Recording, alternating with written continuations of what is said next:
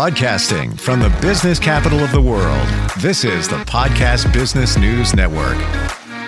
You got questions, she's got answers, and those answers potentially can give you closure, some insights, maybe help heal your mind, your body, and your soul. How does she do it? Number of different ways. Maybe it's a mediumship reading. Maybe it's using Reiki. Maybe it's connecting with the Akashic Records. Maybe it's a card reading. We're going to talk with her about all of that today, and she's the woman behind the Reiki Cottage. Ashlie Bradley is back with us. How you doing today? I'm good. How are you, Steve? Fantastic. And I always have to say, we call it the Reiki Cottage. It really does exist. It's a cottage where you do your work. I think it's fantastic. I wish I had one. It's like the best she shed you could ever have. You got that. I totally love it. It's definitely my sacred space for sure. I love that sacred space. I was thinking, sanctuary started popping in my mind, but sacred space for sure. You do a lot to support people. One of them is the Akashic Records and being able to access somebody's Akashic Records, which holds a lot of information, a lot of details. Love to talk about that today. I know a little bit about them, but I know that it brings a deeper connection with one's soul and their spirituality and everything else that's going on. How do you define what those records are? Well, I mean, for me, it's kind of like a database. It's kind of like dipping into like someone's computer database. So, or like their personal library. Each session is completely different. It's going to go as deep as they want to go, or as they will allow me to go. Some go back to the, beginning of their time, and some, more focus on their finances. So it just depends on what they are, looking for. Who holds these records?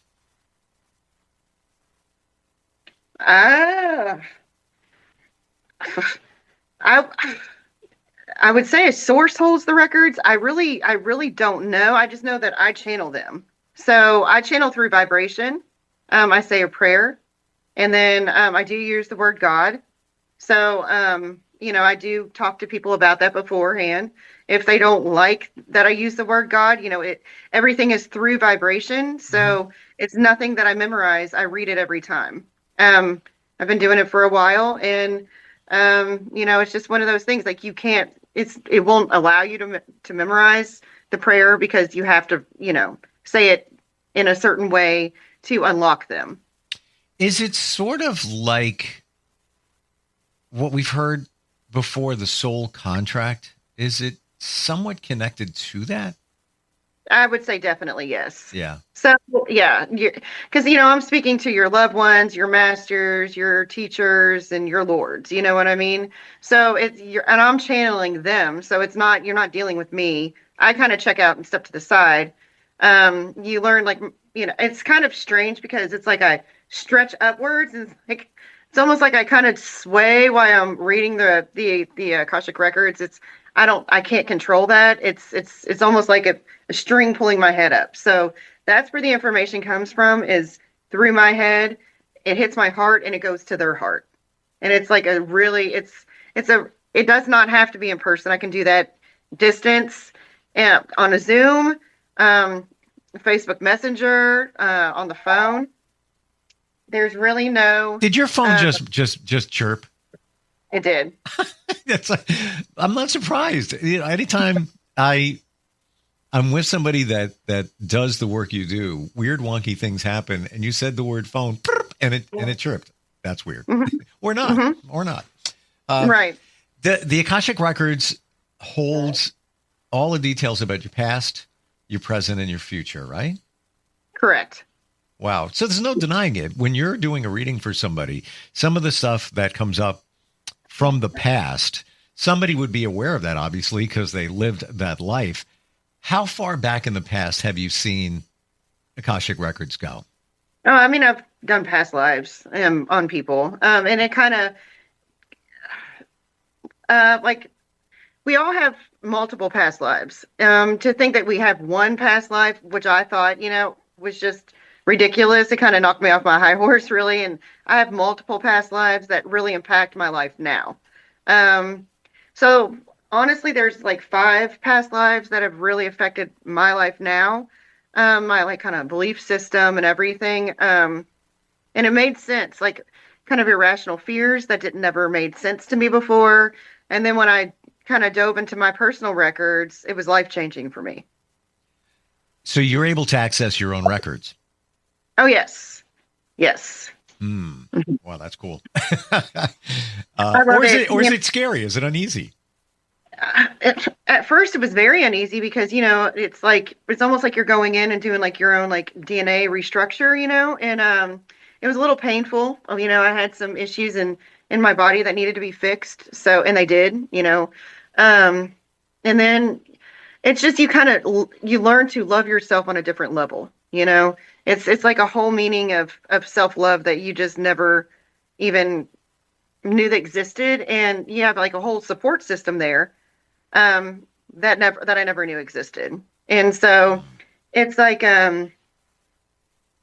it's so rewarding for me, So honestly, when I do someone's records, a lot of times I sandwich that with Reiki. And it's because, they get so much information. And, and of course I let them film or record whatever, just not the opening prayer. That's the only thing I ask, because it's really sacred. It doesn't need to be shared.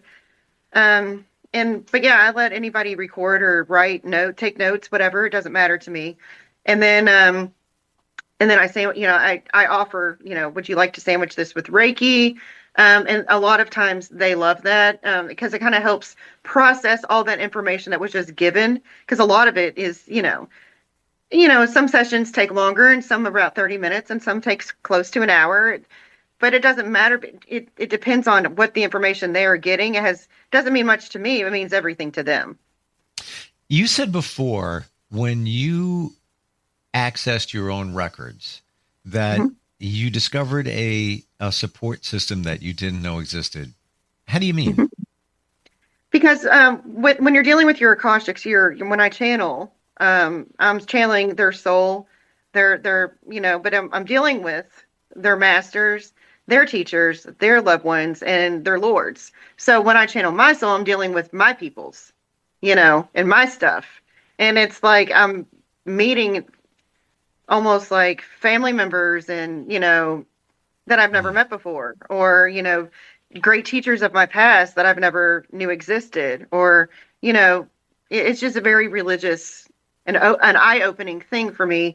And I just realized how much I was like, it just brought me back to who I need to be. It like kind of knocked me back a little bit and was like, okay, I don't have all the answers. I'm learning myself again. Almost like a reset button. Oh, for sure. Yeah. Mm-hmm. Wow. Did you feel that accessing your own records was almost like feeling like, oh, wait a minute, I'm not alone. Yeah, there's connections here. I can call upon my spirits. I can call upon, I call it the spirit team. There's support out there. Yes. So, I am a medium also. So it was really hard for my like mediumship friends, or like my guides. They didn't understand like what I was doing when I was channeling. It kind of got like a little conflict. It was a little hard for me to understand what the heck was going on.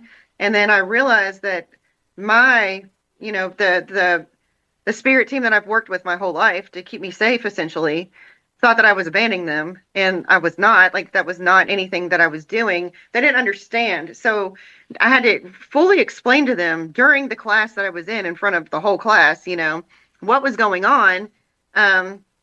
And it was definitely an eye-opening experience. So now, because they were trying to help, they don't need to help there. It's two totally different things. So when I channel, with the Akashics, like I said, it comes straight down, infinitive information. There's no ifs, ands, or buts about it. When I'm dealing with mediumship readings, it's like I hear voices like around my head. I feel temperature changes. I smell things. I see images. I do see images with the Akashics also, but it's totally different. Like I'm not seeing my own. I'm seeing like somebody completely in a different time in place. So it's just so now they learn to step back. So now they're like another emotional support system along with my Akashic records, personal. So it's been just wild. So I've heard that you can reach out to the spirit team around you that are, and it could be archangels. It could be anybody. It could be somebody that passed on in your life, a relative, whatever it might be. I've heard that you're encouraged to reach out and ask to have them make themselves known to you, ask for guidance. I've tried it. I haven't, and many have told me, yeah, it works. You know, I hear them. I even spoke with somebody who said that Archangel Michael actually presented himself, but said, that's not my name, and was a different name. I've tried it a couple of times, you know, in a quiet moment of meditation. Haven't gotten anything yet. I don't know if I'm doing the right thing. What are your thoughts?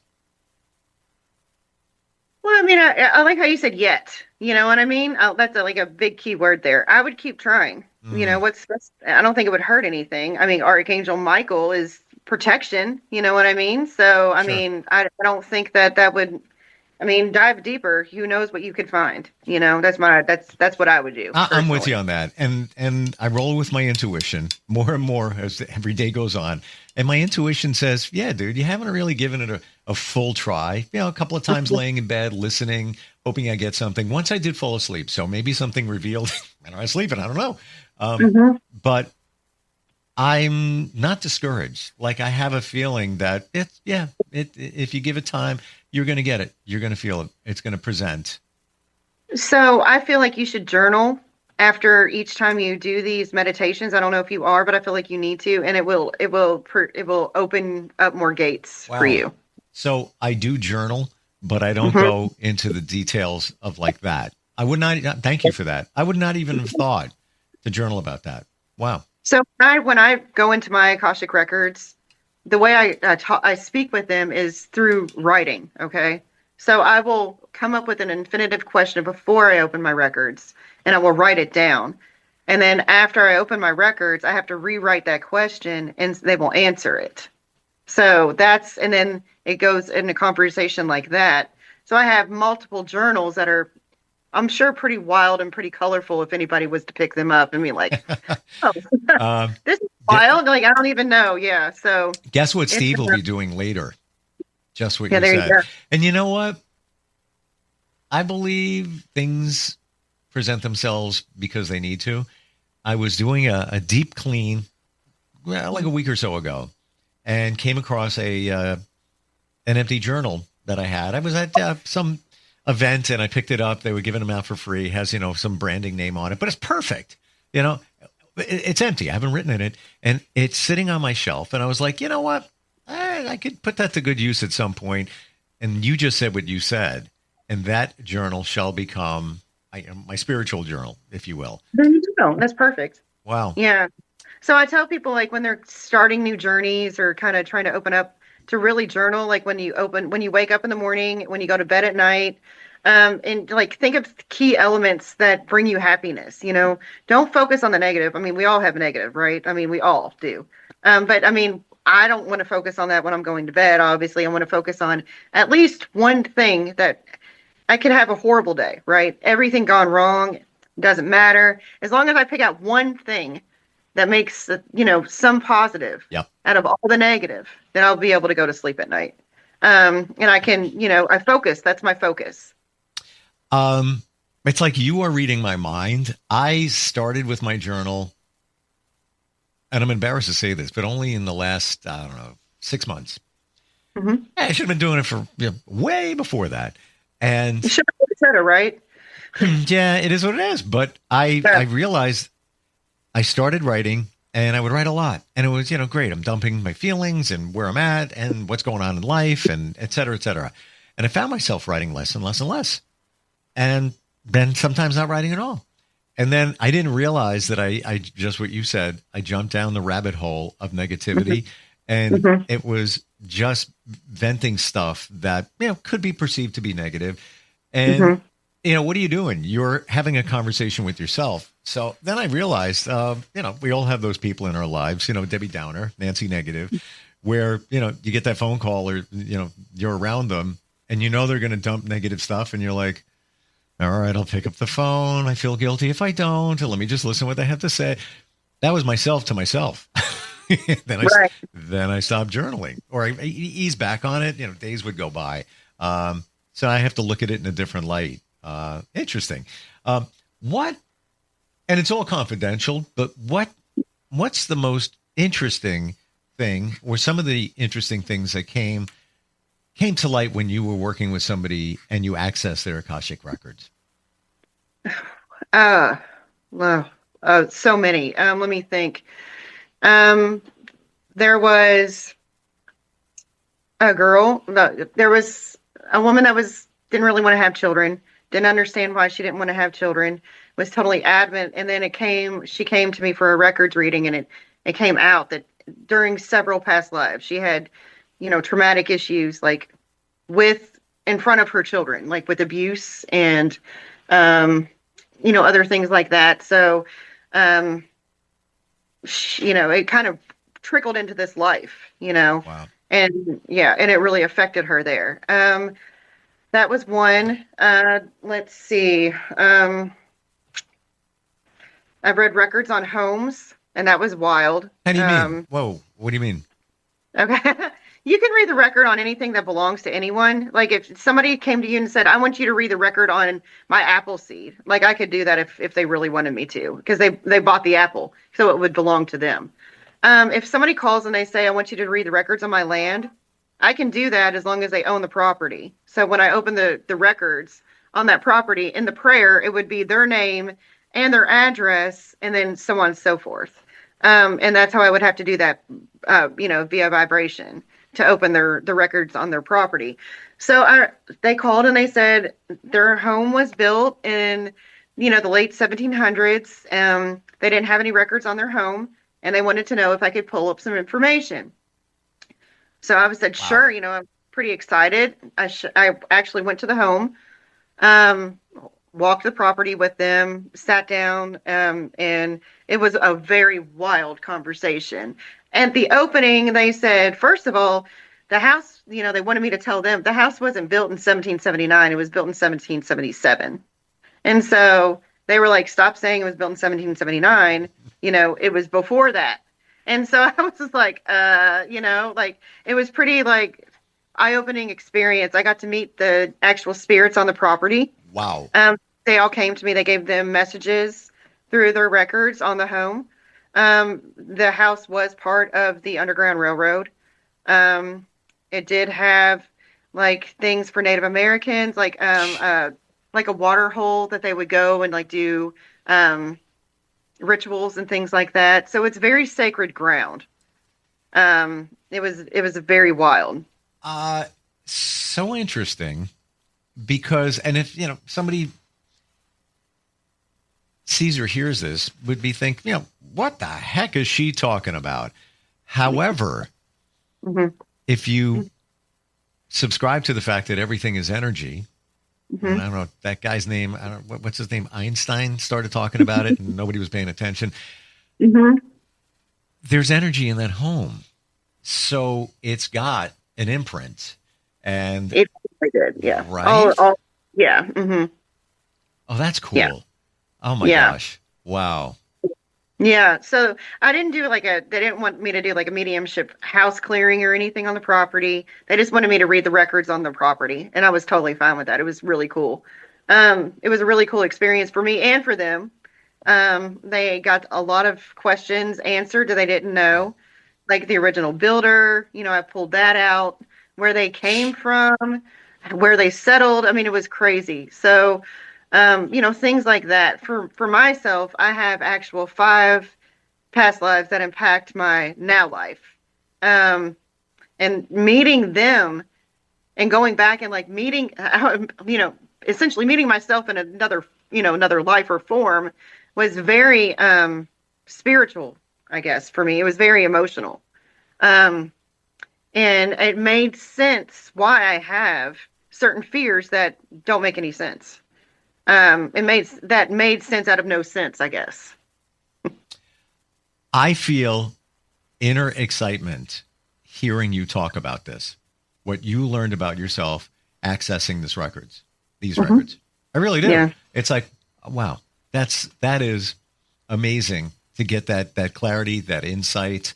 I didn't know you could access the records on yourself.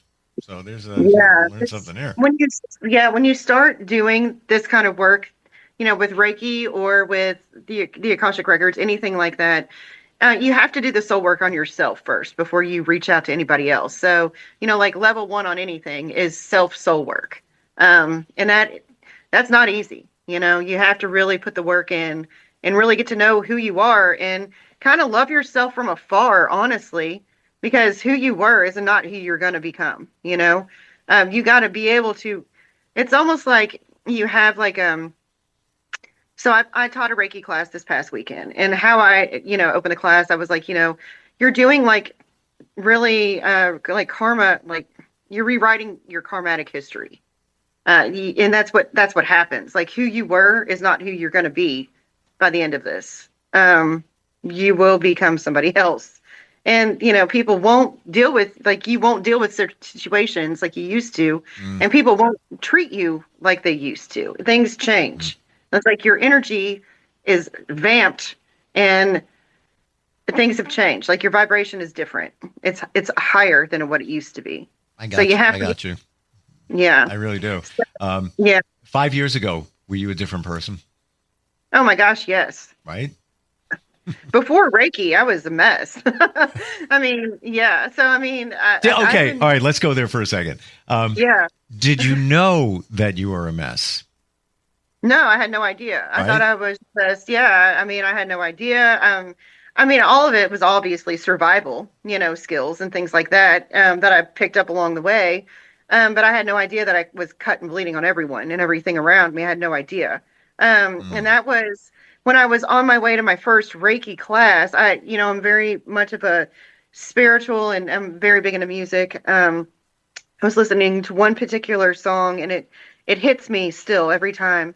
When I hear it, it just hits my heart. And I kept pulling off the road, and I was like, I'm not worthy to do this. And by the time I got there, I was crying. I was a mess. I didn't know anybody. And I just sat down and I was like, I don't know why I'm here. I don't feel like I'm worthy to do this, but I feel like I need to do this. And it took off from there. When you know, you know. And you do. And it was screaming inside of you. I should be doing this. Yeah. But I feel worthy. You know what I mean? I didn't feel like I didn't know how messy I was. You know what I mean? Obviously, I didn't know. And you don't.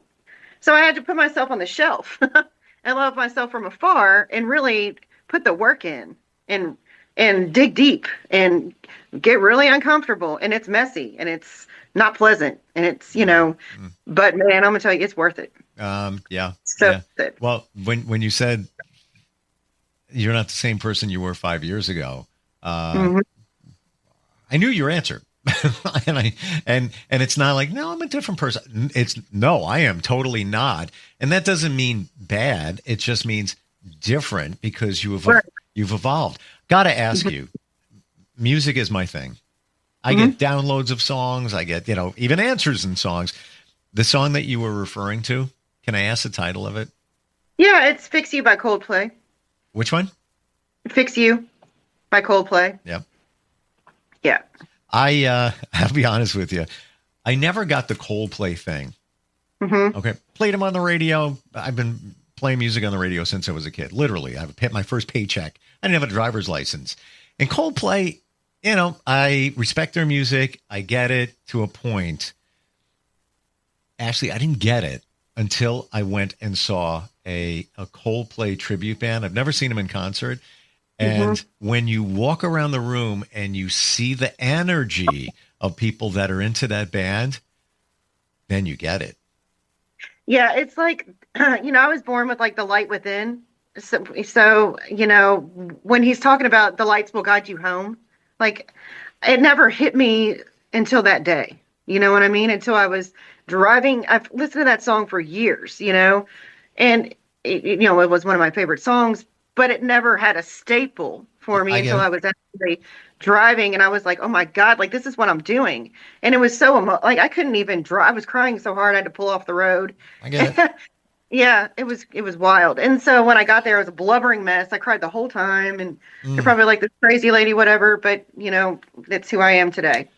So Do you ever get this? We're out of time. I just want to keep going. It's like, do you ever listen to a song over and over again and you don't know why the song is playing over and over? You seek it out. What the hell is going on with these lyrics? Why is it grabbing me? What is going?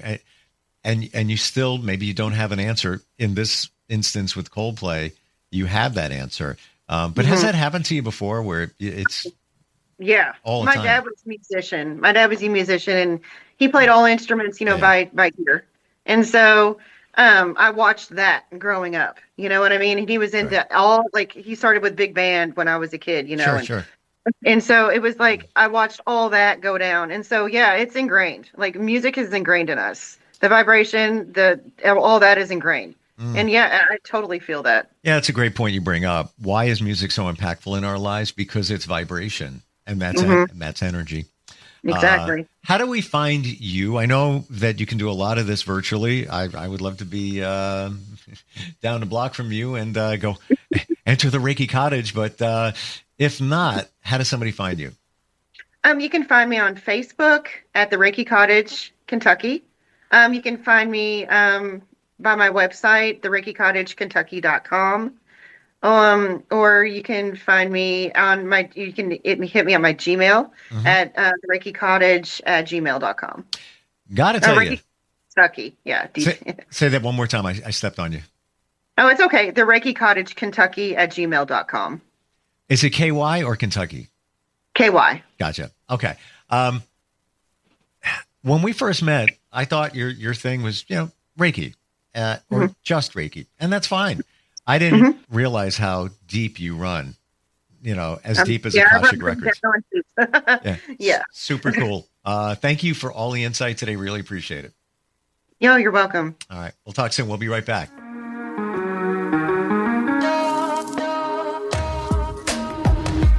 Broadcasting from the business capital of the world, this is the Podcast Business News Network. Adopt US Kids presents Multiple Choice Parenting. Your daughter just had her first breakup. Do you A, put yourself in her shoes? How could he do this to you? And for Sheila, she has split ends. B, console her? Oh, sweetie, this is going to happen a lot. 4, maybe 5 more times before you get married. C, take charge? Got to get this all straightened out. Give a little talking to, man to man, mano a mano. Hey, Steve! It's now a good time? No? Okay, no problem. Bye. Or D, help her find a new boyfriend? I know a great place to meet boys. The internet. Nice, single boys. Never mind.